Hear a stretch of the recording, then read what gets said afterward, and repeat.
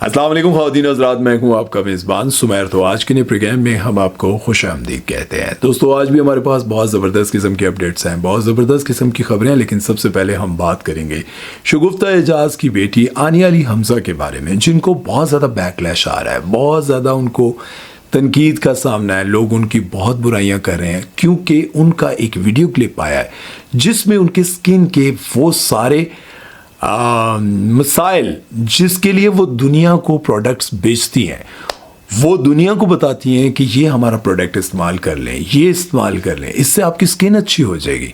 उसकी वजह से वो वीडियो क्लिप जब से आया है उनको बहुत ज़्यादा बैकलैश का सामना करना पड़ा है।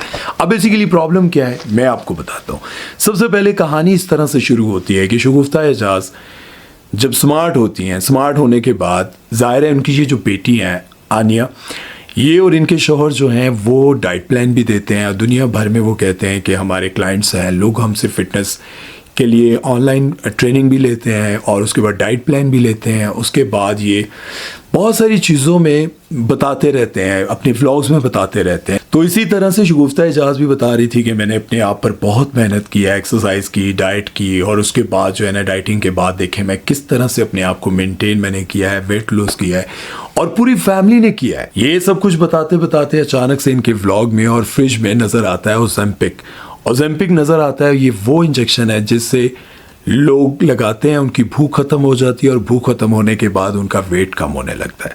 अब ये जब इंजेक्शन सामने आता है तो लोगों ने बहुत ज़्यादा बैकलैश, बहुत बुरा भला कहा कि आपको देखकर हम मोटिवेट हो रहे थे और हम सोच रहे थे कि हमारा वेट कम क्यों नहीं हो रहा, इनका इतनी जल्दी कैसे हो गया और पूरी फैमिली का हो गया, सब के सब इतने स्मार्ट क्यों हो गए। और शगुफ्ता एजाज़ और इनकी बेटियाँ अक्सर जब भी किसी मॉर्निंग शो में आती थी, जब भी आती थी तो उनका वेट ज़्यादा ही होता था।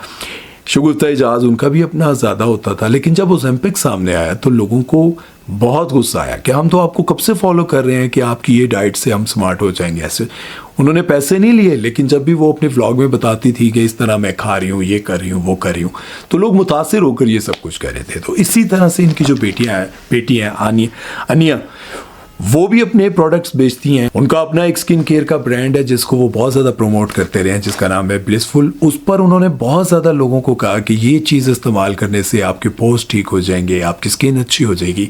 लेकिन जैसे ही आनिया की ये वीडियो सामने आती है तो लोगों ने इसलिए ज़्यादा बैकलैश दिया, इसलिए ज़्यादा ये बुरा भला कहा और कहा कि आप लोग फ्रॉड करते हैं। और सिर्फ यही नहीं, और बहुत सारी सेलिब्रिटीज़ जो इनके फेस पर बहुत ज़्यादा मेकअप भी हुआ था, लेकिन उसके बावजूद स्किन के वो सारे मामला जिनके लिए वो प्रोडक्ट बेचती हैं वो सारे सामने आ रहे थे। अब इन सारी चीज़ों को देखकर लोगों को बहुत बुरा लगा और लोगों ने बहुत बुरा भला कहा। और ये सारी सेलिब्रिटीज़ अपने ब्रांड्स को बेचने के लिए ये कहती हैं कि ऐसा कर ले तो ऐसा हो जाएगा। बेसिकली ये सारे ट्रीटमेंट्स जितने भी होते हैं वो आजकल ऐसे तो ट्रीटमेंट है ही नहीं कि ये लगाने से आपकी स्किन ठीक हो जाएगी। वो और तरह के ट्रीटमेंट्स हैं, वो कोई लेज़र है, कोई का पता नहीं, वो यार बड़ा अजीब नाम है, पता नहीं कौन कौन से लेज़र, कौन कौन सी ट्रीटमेंट, कौन कौन से इंजेक्शंस और बहुत कुछ है भाई। इतना कुछ है कि अगर आपके पास 1 करोड़ रुपया हो तो आप अपनी केयर करनी शुरू करें तो आपको लगेगा ये तो ख़त्म हो जाएगा, 1-1.5-2 महीने में ख़त्म हो जाएगा, तो मैं कैसे करूँगी भाई। स्किन केयर के लिए आपको लाखों नहीं करोड़ों रुपये चाहिए। तो ये सारा कुछ देखकर लोगों को बहुत बुरा लगा। अब आप लोग मुझे ये बताएं कि ऐसा कभी जब हो जाए और आपको नज़र आया हो तो आपको क्या लगता है कि बुरा भला कहना चाहिए या उनके प्रोडक्ट्स को परचेज़ करना चाहिए।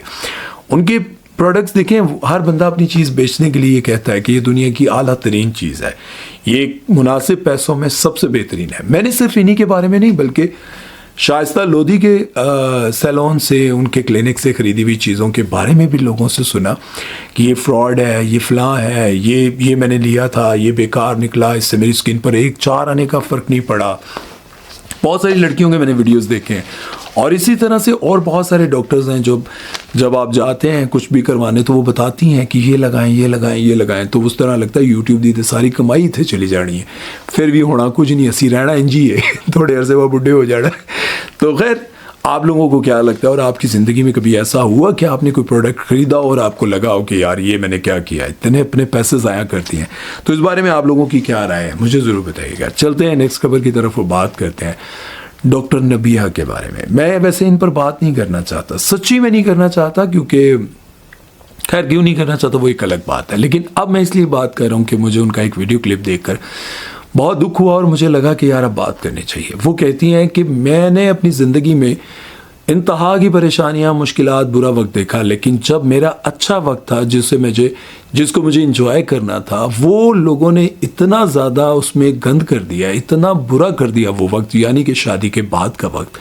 मुझे हनीमून पे जाना था, मुझे इंटरव्यूज़ देने थे, इस वक्त को इंजॉय करना था जब मुझे मेरी मोहब्बत मिल गई। उस वक्त में लोगों ने मुझे इतना सताया कि मेरा दिल कर रहा है कि मैं इस रिश्ते को ही ख़त्म कर दूँ, मैं तलाक ले लूँ।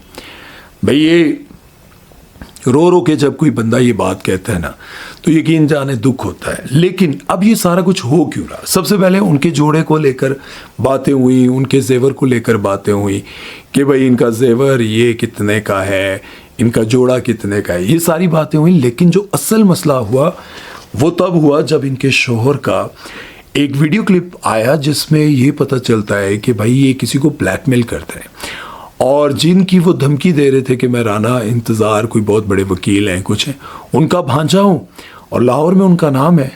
जब ये पता चलता है कि वो जो राना साहब हैं, उन्होंने तो साफ इनकार कर दिया। उन्होंने कहा मेरी 46 साल उम्र है और इतना बड़ा मेरे ही हम उम्र जो बंदा है वो मेरा भांजा कैसे हो सकता है?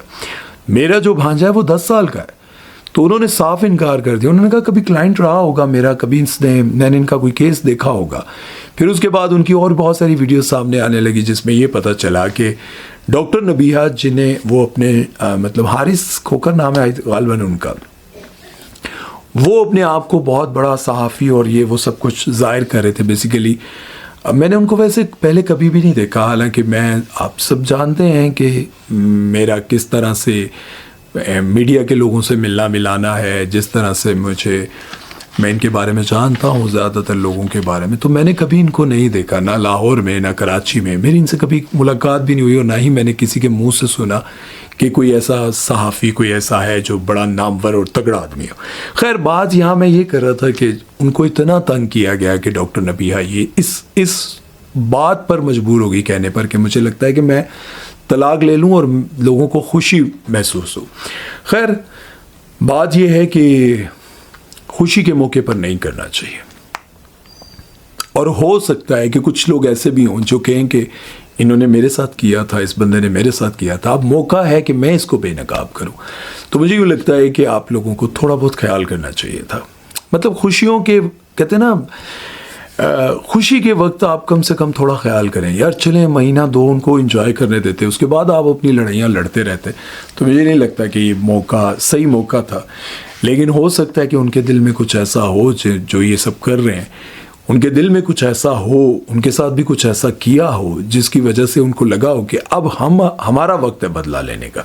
बहरहाल इस बारे में अब आप लोगों की क्या राय है? मुझे तो लगता है कि उनके शादी के दिन थे, उनको एंजॉय करने देते, ना इतनी ज़्यादा तनकीद करते। बहरहाल ज़रा मुझे अपनी राय दें और बताएं कि आपको क्या लगता है। हमेशा आप लोगों से राय इसलिए लेता हूं कि आप लोगों की राय जो है नीचे कमेंट्स में आती है, पता चलता है कि किसी और की ज़िंदगी में क्या कुछ चल रहा है और उससे सीखने को बहुत कुछ मिलता है। ज़रूर लिखिएगा। बात करते हैं फिरोज़ खान के नए इंटरव्यू के बारे में। उस इंटरव्यू में कुछ बातें ऐसी हैं जो कि लोगों को नागवार गुजरी हैं। मुझे भी ज़ाती तौर पर वो बात अच्छी नहीं लगी। वैसे तो नॉर्मली उनकी बातें सारी ज़ाहिर है अच्छी होती हैं, लेकिन कभी कभार ऐसा होता है कि इंसान कोई ऐसी बात कर जाता है जो लोगों को पसंद नहीं आती, चाहे वो उसके बहुत ही पक्के वाले फ़ैन हो ना, लेकिन उनको लगता है कि यार नहीं, ये बात गलत की है। वो कहते हैं कि एक वक्त ऐसा आया था जब मुझे शोबिज़ इंडस्ट्री इस्लाम की खातिर छोड़नी थी। मैंने ये फ़ैसला किया था कि मैं अल्लाह और उसके रसूल की खातिर शोबिज़ इंडस्ट्री को छोड़ दूँगा और मैं इसमें काम नहीं करूँगा।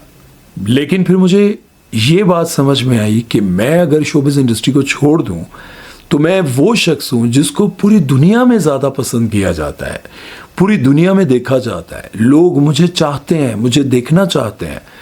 तो वो वक्त था जब मैंने ये सोचा कि अगर मैंने शोबिज़ इंडस्ट्री को छोड़ दिया तो जो लोग मुझे पसंद करते हैं, जो लोग मेरा इंतज़ार करते हैं, तो मैं उनका दिल दुखाऊंगा, और दिल दुखाऊंगा तो मुझे बहुत गुनाह होगा। अब ये बात सुनकर लोगों को, ज़्यादातर लोगों को अच्छा इसलिए नहीं लगा कि उनको लगा कि यार अगर आप अल्लाह को राज़ी करते, आप इस चक्कर में ये सारे काम छोड़ देते तो वो बहुत अच्छी बात थी। क्योंकि ज़ाहिर है, देखें, इंसान को खुश करने के लिए अगर आप किसी फिल्म, गाने, ड्रामे में काम करते हैं, रोमांटिक सीन करते हैं, किसी लड़की को गले लगा रहे हैं, किसी लड़की के किस कर रहे हैं, प्यार कर रहे हैं, और इस तरह के सारे सीन्स करते रहते हैं, और इन सीन्स को करते करते आप ये समझ रहे हैं कि दुनिया मुझे देखकर खुश होती है, तो मैं अगर ये सब कुछ छोड़ दूँ, मैं दर्जी बन जाऊँ, मैं टेलर बन जाऊँ, मैं कोई और काम कर लूँगा, सब कुछ कर लूँगा, लेकिन मैं लोगों को नाराज़ नहीं कर सकता, इसलिए मैं शोबिज़ इंडस्ट्री में रहना चाहता हूँ, और मैंने इसलिए ये काम दोबारा शुरू किया। तो ये चीज़ें देख कर ना मुझे ज़ाती तौर पर नहीं अच्छा लगा, क्योंकि आपको पता है कि दुनिया कभी किसी ने पूरी नहीं की। लोग देखें, एक बात जहन में रखिएगा, फ़िरोज़ खान हो या जितने बड़े स्टार्स जो मर्ज़ी हों, 2-4 हमारे भी होंगे। मैं ये समझता हूँ कि दुनिया में जो भी आया है, दुनिया में बहुत बड़े बड़े स्टार्स आए हैं, ठीक है, जिनको देखकर मैंने लोगों को रोता चीखता हुआ देखा है। माइकल जैक्सन, उनको मैंने देखा जब वो स्टेज पर आए, लड़कियां चिल्लाती थी, पागल हो जाती थी देखने के लिए, ठीक है। और दुनिया के ऐसे बेतहाशा सिंगर्स हैं, बेतहाशा ऐसे स्टार्स हैं जिनको देखकर लोग पागल होते हैं, अपने आप से बाहर हो जाते हैं, ठीक है। दुनिया से गए लोग भूल गए। पाकिस्तानी एक्टर्स के बारे में अगर बात की जाए तो वहीद मुराद पर क्या अरूज होगा यार, ना सोशल मीडिया था ना कुछ था। वो लोग उनसे मिलने के लिए, आप ये अंदाज़ा लगाएं कि उनसे मिलने के लिए लोग दूर दूर से आते थे और गेट पर खड़े रहते थे और झलक देखते थे, सिर्फ उनकी गाड़ी गुजरती थी और लोग देखकर आए वहीद मुराद गुजर, मोहम्मद अली साहब गुजर गए, सुल्तान राय साहब गुजर गए हैं, भाई इजाज साहब गुजर गए, नन्ना गुजर गया, फलां गुजर, ओए ऐसे दिल को हाथ पड़ता था। और पाकिस्तान की बड़ी बड़ी एक्ट्रेस जिनकी आंखें इतनी लंबी लंबी आंखें, खूबसूरत, हसीन तरीन, ऐसी खूबसूरत औरतें, अगर आप देखें ना पुरानी फिल्मों को और उन एक्ट्रेसेस को देखें तो यकीन जाने आज की जो एक्ट्रेसेस सर्जरीज करवा कर आंखें अपनी ऐसे करवाती हैं, आईब्रोज ऊपर करवाती हैं, उनकी नेचुरल होती थी। और इतनी बड़ी बड़ी आँख, इतनी खूबसूरती, आप जाके देखिएगा, बड़ी जितनी भी एक्ट्रेसेस हैं उनको देखकर आप हैरान हो जाएंगे। और मैं तो रियल में जब उनसे मिलता हूँ और मैं सोचता हूँ कि इस बुढ़ापे में ये इतनी खूबसूरत है, जवानी में क्या होंगी, तो आप सोचें कि वो रूज आज दुनिया भूल गई है। किसी को आप जाकर पूछें कि यार अगर आप वहीद मुराद साहब को जानते हैं, ज़्यादातर नहीं जानते होंगे, पता ही नहीं होगा वहीद मुराद कौन है। अगर कोई किसी को ज़्यादा से ज़्यादा पता भी हो तो कहेगा किसी वैसे ही प्रोग्राम में सुना हुआ, देखा नहीं है उनको। तो याद रखें कि दुनिया को राज़ी करने के चक्कर में अपनी आखिरत ख़राब करना, माँ बाप को राज़ी करना, जिन पर फ़र्ज़ है, जुनैद जमशेद देखें, वो जुनैद जमशेद का क्या अरूज था। लेकिन मौलाना तारिक जमील साहब कहते हैं कि वो शख्स जो एक टाइम में करोड़ों रुपया कमाता था, उसको मैंने अल्लाह के राह में ज़मीन पर सोते हुए देखा। खैर, मुझे तो जो समझ आती थी मैंने बयान किया, पता नहीं आपको सही लगेगा नहीं लगेगा, लेकिन मेरा ओपिनियन यही है। मैं आपको वो नहीं कह रहा हूँ कि भाई मेरे मशवरे पे अमल कर ले, मैं खुद भी गुनहगार हूँ, मैं कोई ऐसा नहीं हूँ कि मैं कहूँ कि मैं बड़ा अच्छा इंसान हूँ, मेरे जैसा तो कोई नहीं है। नहीं भाई, मैं सबसे पहले खुद अपने आप को कहता हूँ मैं दुनिया का सबसे बुरा इंसान हूँ, ठीक है। लेकिन अगर कोई ये शख्स कहे कि मुझे इस्लाम की खातिर छोड़ना था, तो इस्लाम की खातिर छोड़ने के लिए आपको किसी की परवाह नहीं करनी चाहिए। उम्मीद है मेरी बात आपको समझ आई होगी। अपना ख्याल रखिएगा, दुआ में याद रखिएगा। सुमैर चौधरी को दीजिए इजाज़त। अल्लाह हाफ़िज़।